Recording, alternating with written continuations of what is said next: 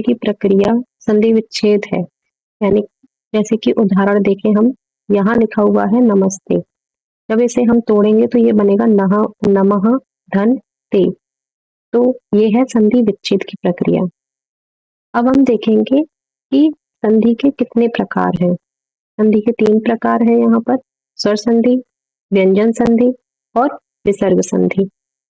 अब क्या है, जो स्वर संधि है वो हमारे एग्जाम के पॉइंट ऑफ व्यू से बहुत ज्यादा इंपॉर्टेंट है। बाकी 2 भी इंपॉर्टेंट है, लेकिन जो स्वर संधि है वो बहुत ज्यादा इंपॉर्टेंट है। तो सबसे पहले हम देखेंगे कि स्वर संधि क्या है। सबसे पहले हम यही देखेंगे कि स्वर संधि क्या है। तो स्वर का स्वर के साथ जब मेल होता है, उससे जो परिवर्तन होता है उसे स्वर संधि कहते हैं। यानी कि जब भी स्वर वर्णों का जब मेल होगा, उससे जो परिवर्तन आएगा वही स्वर संधि है। अब स्वर संधि भी 5 प्रकार की होती है, जैसे कि यहाँ लिखा हुआ है दीर्घ, गुण, वृद्धि, यण और अयादि। ये है 5 संधि, दीर्घ संधि, गुण संधि, वृद्धि संधि, यण संधि और अयादि संधि।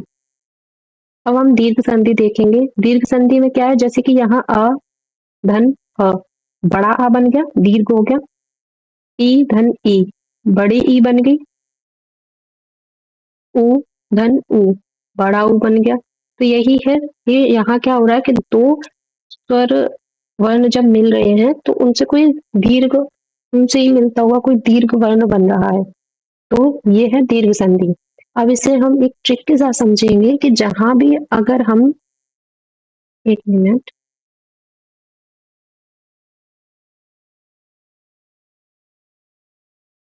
जहां भी हम देखें, जब भी वर्ण, जैसे यहाँ ये है व, जहां भी शब्द में कोई भी दीर्घ शब्द आए, मात्रा आएगी, बड़ी मात्रा आएगी, तो वही होगा, वहीं पर हम क्या समझेंगे कि इस शब्द में क्या है, दीर्घ संधि है।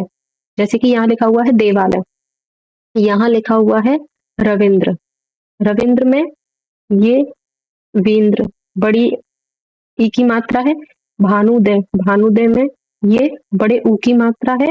महेश्वर, महेश्वर में यहाँ बड़ी ई की मात्रा है। तो जब भी हम देखें कि कोई भी बड़ी मात्रा हमें दिखाई दे, तो वहां क्या होगा, दीर्घ दीर्घ संधि होगी। अब हम देखेंगे गुण संधि।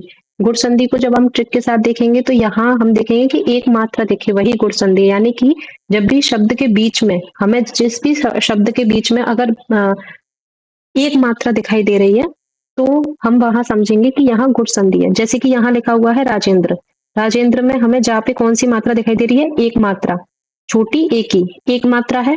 तो यहाँ इस शब्द में क्या है, गुण संधि।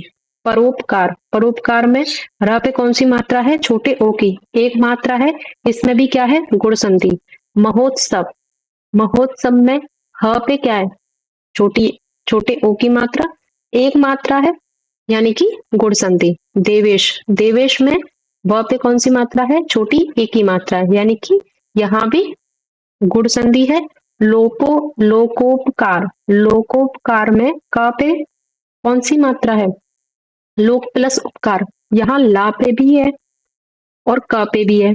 अब हम कैसे समझेंगे भाई, यहाँ से हम पहले तोड़ के देखेंगे कि शब्द, 2 सार्थक शब्दों में शब्द टूटना चाहिए। जैसे कि यहाँ लोक प्लस उपकार, 2 शब्दों में टूटा, दोनों का ही अपना एक अर्थ है, दोनों ही सार्थक शब्द हैं। इसलिए ऐसा नहीं कि ये दोनों में, यहाँ लोकोपकार में दोनों में कहाँ से तोड़ेंगे, ला से तोड़ेंगे या कहाँ से, हम तोड़ के देखेंगे, सार्थक शब्द बनना चाहिए। तो जब हम लोक धन उपकार इस तरह से टूटेगा, तो ये जो है मात्रा, ये छोटे ओ की मात्रा है। तो अगेन यहाँ पर क्या है, छोटे ओ की मात्रा हमें दिख रही है, यानी कि यहाँ भी कौन सी संधि है, गुण संधि। अब हम देखेंगे वृद्धि संधि। वृद्धि संधि में ए और औ दिखे, यानी कि कोई भी मात्रा किसी भी शब्द में हमें छोटी, ये हमें ए की मात्रा या औ की मात्रा हमें दिख रही है, तो वहां क्या होगा, वृद्धि संधि होगी। जैसे कि यहाँ लिखा हुआ है सदैव, सदैव में, सदैव में हमें क्या दिखाई दे रहा है, द पे बड़ी आई की मात्रा, तो आई की मात्रा हमें दिख रही है, यानी कि यहाँ वृद्धि संधि है। और वनौषधि, वनौषधि में ना पे बड़े औ की मात्रा। तो वृद्धि संधि की सिंपल सी ट्रिक है, हमें जब भी कोई शब्द दिखाई दे तो हम वहां देखेंगे कि आई और औ की मात्रा अगर हमें दिखाई दे रही है शब्द में बीच में, तो वहां पर क्या है, वृद्धि संधि। अब हम देखेंगे यड़ संधि की ट्रिक। अब यड़ संधि की भी बहुत सिंपल सी ट्रिक है। य व र से पहले आधा अक्षर दिखना चाहिए, यानी कि अगर किसी भी शब्द में हमें य व र दिखाई दे रहा है और उससे जस्ट पहले कोई एक आधा वर्ण दिखाई दे रहा है, तो हम समझ जाएंगे कि वहां पर कौन सी संधि है, यड़ संधि। जैसे कि यहाँ लिखा हुआ है अत्यधिक। अत्यधिक में य है, य से जस्ट पहले क्या है, आधा त। तो हम यहाँ पर बिना किसी ज्यादा चीजों को याद किए, बिना बुक इस लैंग्वेज को देखे, हम क्या समझ जाएंगे कि यहाँ पर यड़ संधि है। स्वच्छ, स्वच्छ में क्या है, व, व से जस्ट पहले क्या है, आधा स। तो यहाँ कौन सी संधि है, यड़ संधि। इसी से हम यही है शॉर्ट ट्रिक्स जिनसे हम अपने एग्जाम्स के लिए कम टाइम में तैयारी कर सकते हैं। आगे हम देखेंगे अयादि संधि। अयादि संधि में ए, ऐ, ओ, औ इन मात्राओं का अभाव हो, यानी कि ये मात्राएं ना हो वहां। जिस भी शब्द में हम देखें ए, ऐ, ओ, औ ये हमें नहीं दिखनी चाहिए। यहाँ पर जैसे लिखा हुआ है न या न, यहाँ पर ना ए है, ना ऐ है, ना ओ है, ना औ है। तो और एक ट्रिक और है इसकी, 100% काम करे ना करे, लेकिन 99% काम करती है। इसमें ज्यादातर जो शब्द हमें दिखाई देंगे वो तीन ही वर्णों के दिखाई देंगे। जैसे कि यहाँ लिखा हुआ न या न, गायिका, पवित्र, नायक।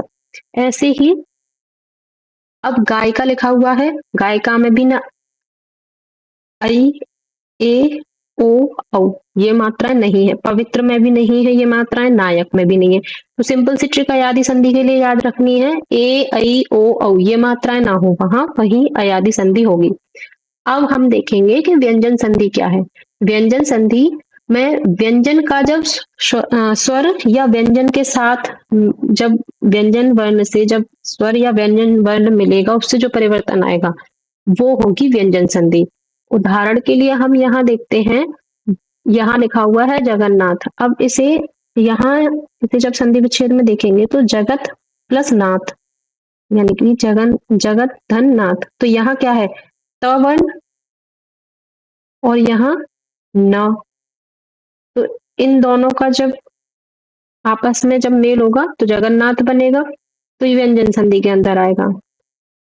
जैसे त भी एक व्यंजन है और न भी एक व्यंजन है। यहाँ पर यही बताया गया कि व्यंजन का या तो स्वर के साथ मेल हो या व्यंजन के साथ मेल हो।